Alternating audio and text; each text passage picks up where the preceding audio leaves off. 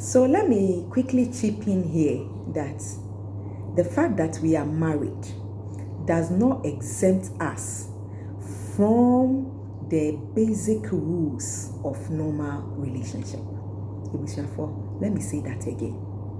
The fact that you and I are married, we are a couple, does not exempt us from the rules of any normal relationship.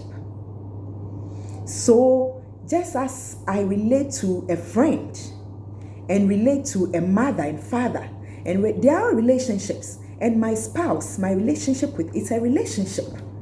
So the rules, the basic courtesies that govern any other relationship, we are not exempted from that. And that's why we must pay attention to respect. Give honor our spouses in the ways we of our utterances, even in our looks. Sometimes the kind of look that I can give you is more than enough some condescending look, proud. Hey, Charlie. But let's be honest. That one, I think the women, they are good at that. Oh yes, we are. Yes, sure, free stroke, to address you the way your mother gives that to you.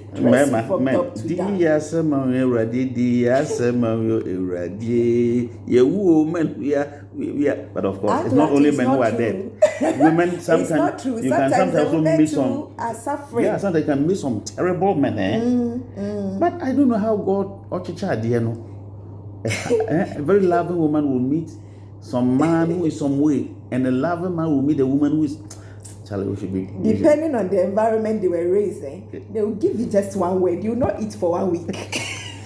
A man can say that for me. I can say very, very, very negative things for it to even if you bath for 1 week with a kesha, that thing will still be on your skin. That is not good. That is not good. Especially if you are somebody who say you are a Christian, then you are a different person when you are at church. Oh, how I love Jesus! Oh gosh, shall we lift our hands like the way we do at church? But when you come, you say one word to your wife, and it's hellfire.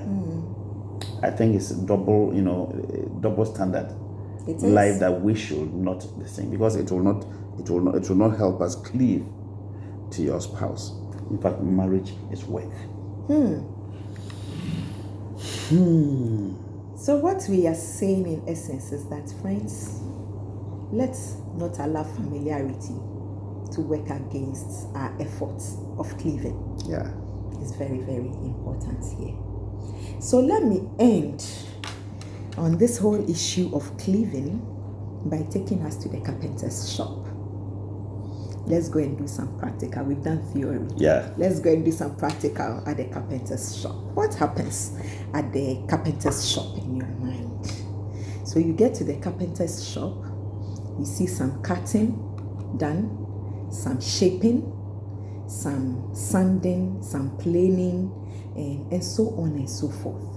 Now, some nailing, even with nail, with chisel, and nail, and join the things together.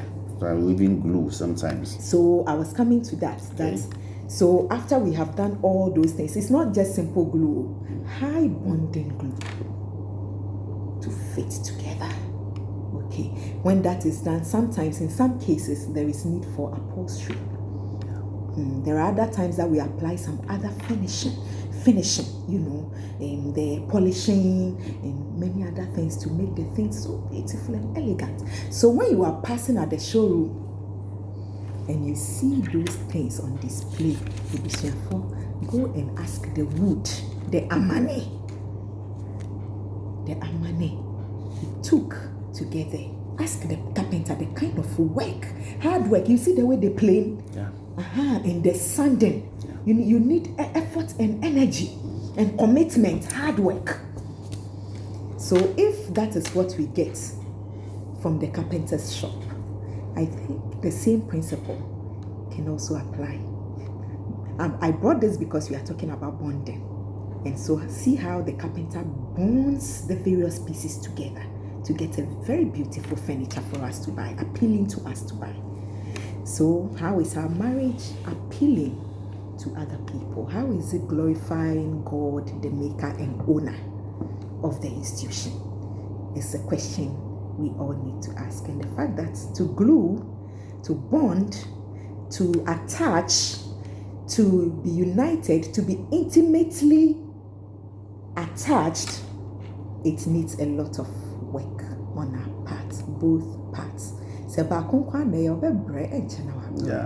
fall apart. It is both of us.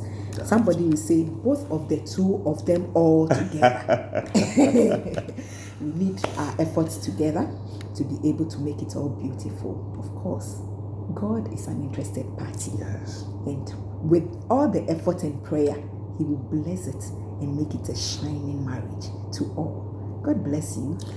Oh, we began with God and we are ending with God. My brother, my sister, what sort of bonding do you have? What sort of joint do you have between you and your spouse? Is it a plain joint? Is it a perfect joint? Is it a dovetail joint? Remember, Auntie Mercy has explained that a lot has to go into the joining. And after everything is joined, it must look perfect, such that you cannot even differentiate between the joint. We thank you, Auntie Mercy, for allowing yourself to be used by God to speak to a lot of married couples around the world. People are suffering. Marriages are breaking. People are still in marriage and they are bleeding.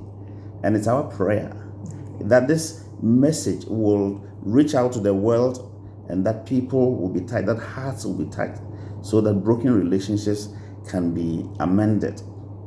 I'm your host, Ato Brentishan from Prime Testimony Channel. Auntie Mercy will meet us again. It will meet you again in another video where, or in series of videos where we'll be discussing. Auntie Mercy will meet us in another video where we'll be discussing becoming one flesh. Remember, we began with leaving. That's leaving your parents' house. And then we have spoken a lot on the cleaving.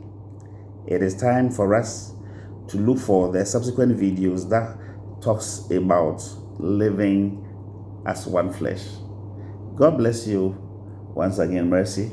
And until we meet in another video, we are saying bye-bye.